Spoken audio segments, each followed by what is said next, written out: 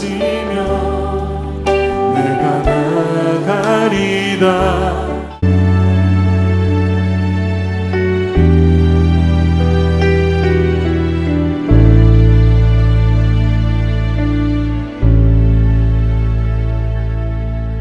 예수 하나님의 고문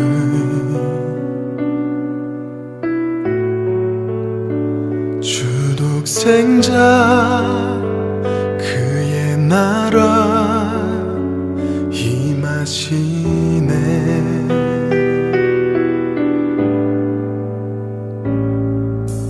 예수 재물이 되신 주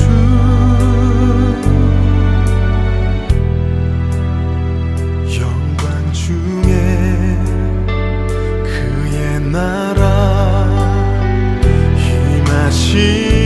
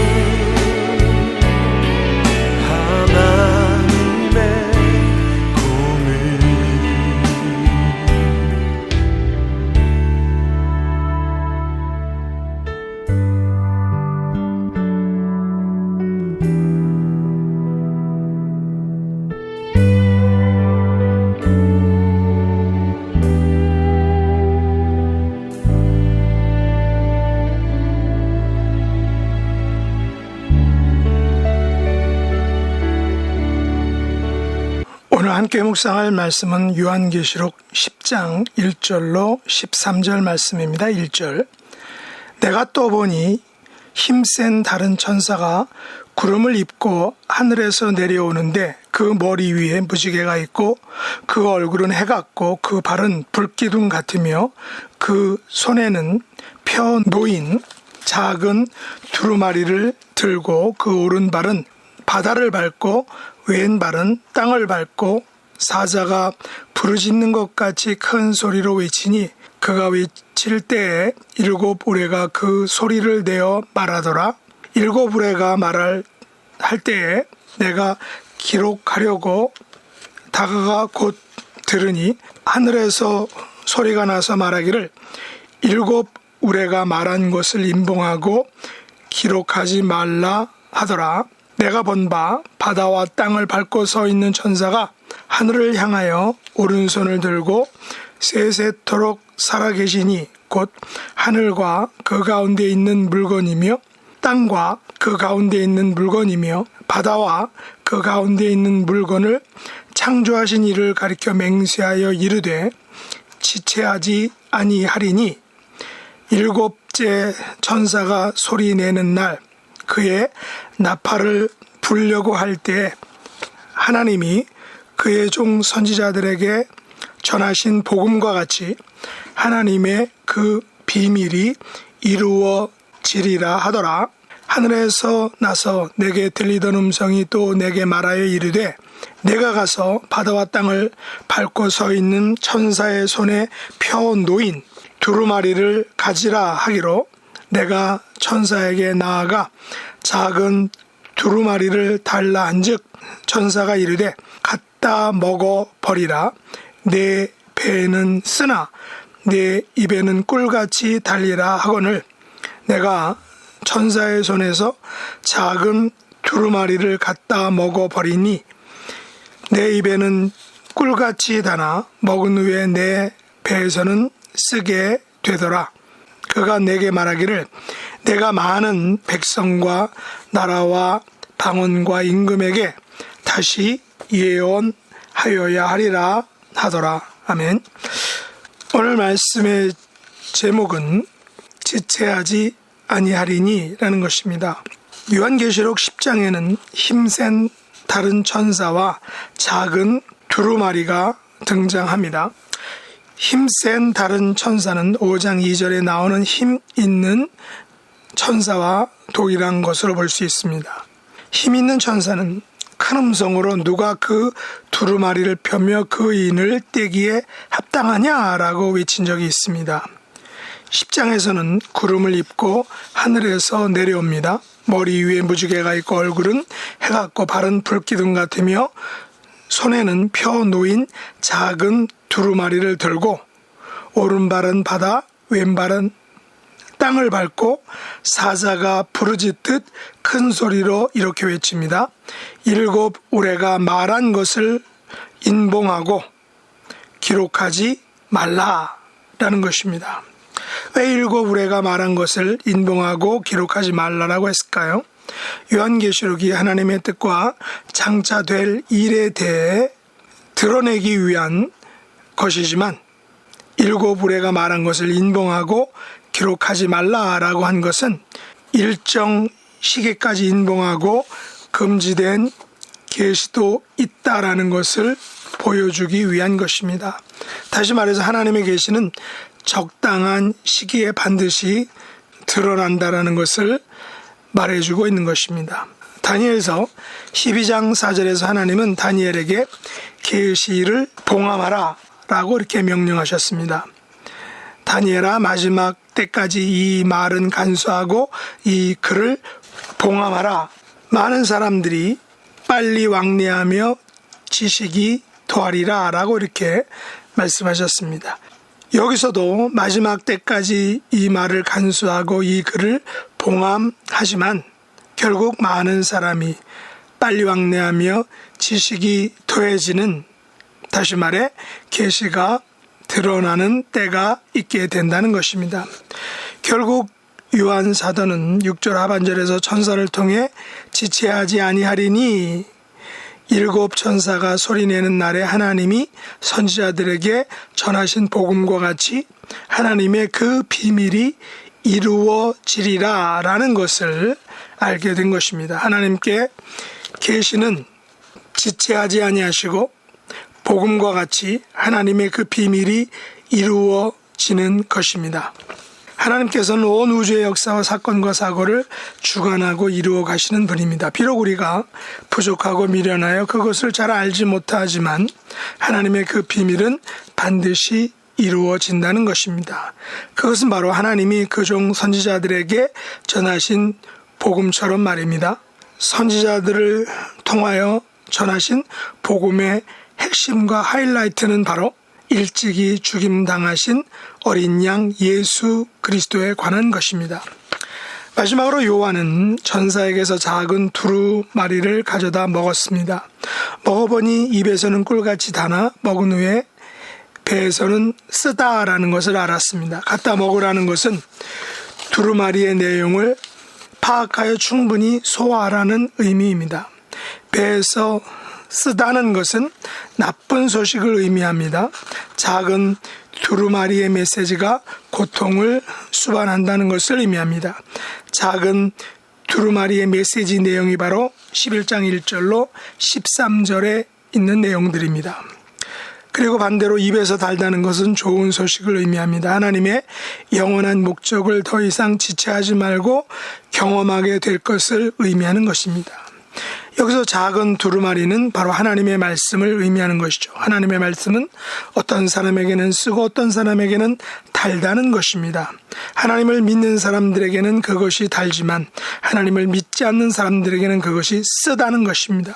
이 말씀은 하나님께서 주신 은혜의 계시입니다.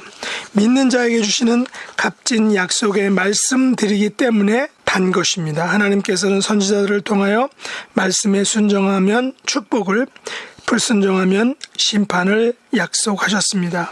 지금 요한은 pat모섬에서 외롭고 쓸쓸하고 고독한 믿음의 시기를 보내고 있지만 그가 환상 중에 그 입에 꿀같이 단 약속의 말씀을 먹음으로 그 어려운 시기를 이겨낼 수 있었다는 것입니다.